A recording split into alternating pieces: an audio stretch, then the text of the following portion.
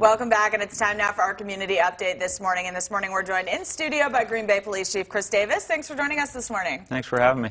Now, 3 people have been arrested in connection to the burned body that was found at near the UWGB campus. Tell us what police believe happened. Well, at this point, we believe that the victim was actually murdered elsewhere and was brought there, and then neighbors called when they reported a fire. Someone brought him there and left the body there and lit it on fire. So, you know, obviously there's more than one person involved in a situation like this and all the different roles that happened in this crime that we're trying to piece together. And now we have 3 people that are facing different types of charges. Do you see any more charges or arrests being brought in the case? That's entirely possible. This is an ongoing investigation, and it is entirely possible that there will be more arrests. Tell us why this is such a lengthy investigation. Well, obviously, when something like this happens, the people who do it don't want to get caught, and so they'll take some measures to try and keep us from finding out who did it. And it's a time-consuming process because of all the work that has to be done. There's forensic evidence from the scene and from other locations where we find evidence that has to be analyzed. There's a lot of digital forensic evidence in cases like this from computers and cell phones and things like that, and it just takes a lot of time. Now, do you believe this was over drugs? What did police think happened? It's really still, you know, again, it's an ongoing investigation, so it's really still hard to say definitively at this point. But, you know, like I said, it's a very complex case, involved a lot of hard work by our detectives. Okay. All right, switching gears a bit, you've been here now for a few months. How do you feel the internal climate is at the department? I think it's pretty good here locally. You know, we deal with a lot of the same issues that the rest of the profession deals with, just in terms of stress level. This is not an easy time to be a police officer or in any of the roles that we have in our organization. You know, just in January this year, 24 officers nationwide were injured by gunfire.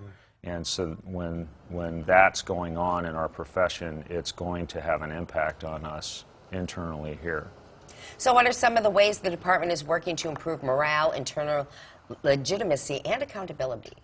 Well, we're making an investment in employee wellness, and the key word there is employee wellness, because the people who get forgotten a lot of times in this conversation are our professional staff who aren't sworn officers but still are right there in the work with the rest of us and experience a lot of the same stresses. But we provide mental health and wellness resources for our employees. We're also trying to do a lot of work on trust building inside the organization. If officers believe that the organization where they work treats them fairly and is legitimate, then they're more likely to go out in the community and treat people fairly and be legitimate. And speaking of that, what do you hope that all of this accomplishes?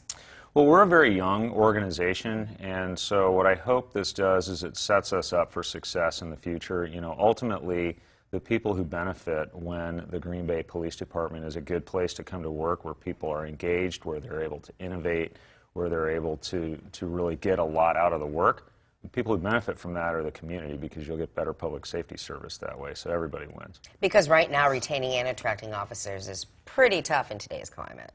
It is, and we have had a little bit of success here recently. We're down to, I think, 8 vacancies, and we've got several lateral entry candidates who are police officers in other places around the country who've applied here, and so we're starting to see, I think, some results of the reputation that we're trying to build of being a great place to work. Okay, auto thefts have gone up. Why do you think that is, and what can people do to protect themselves? So they have gone up. We've had 27 so far this year, and of those 19 cases, the keys were in the car. So the biggest thing that you can do is don't leave your keys in the car. Warming up. I know, I saw the weather forecast a minute ago. I know it's 3 degrees out, but don't leave your car running out in the driveway and leave it unattended, because that's the #1 way we see cars get stolen. All right, thank you very much for joining us. We appreciate it. Sure, thanks.